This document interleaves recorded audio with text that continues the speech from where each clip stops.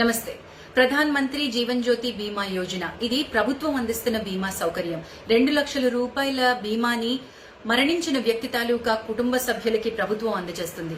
Covid కానివ్వండి, non Covid కానివ్వండి, వ్యక్తి చనిపోతే ఆ కుటుంబ సభ్యులకి మనం ఒక మాట సాయం, ఒక చిన్న చేత సహాయం చేయొచ్చు. ఎలా అంటే వారి బ్యాంక్ అకౌంట్, ఆధార్ అనుసంధానం చేసిన బ్యాంక్ అకౌంట్ లో ఈ బీమా యోజనకి 330 రూపాయలు మే 31 లోపల డెబిట్ అయిందా లేదా అనేది చెక్ చేయండి. ఒకవేళ డెబిట్ అయినట్టయితే బ్యాంక్ మేనేజర్ దగ్గరికి ఆ క్లెయిమ్ ని తీసుకువెళ్ళండి. సింపుల్ గా క్లెయిమ్ సెటిల్మెంట్ చేసి కుటుంబ సభ్యులకి 2 లక్షల రూపాయల ఆర్థిక సహాయాన్ని మనం అందించేలాగా చేయొచ్చు.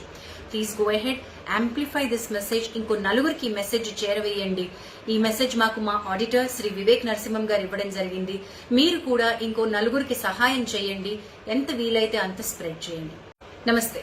ప్రధాన్ మంత్రి జీవన్ జ్యోతి బీమా యోజన ఇది ప్రభుత్వం అందిస్తున్న బీమా సౌకర్యం. 2 లక్షల రూపాయల బీమాని మరణించిన వ్యక్తి తాలూకా కుటుంబ సభ్యులకి ప్రభుత్వం అందజేస్తుంది.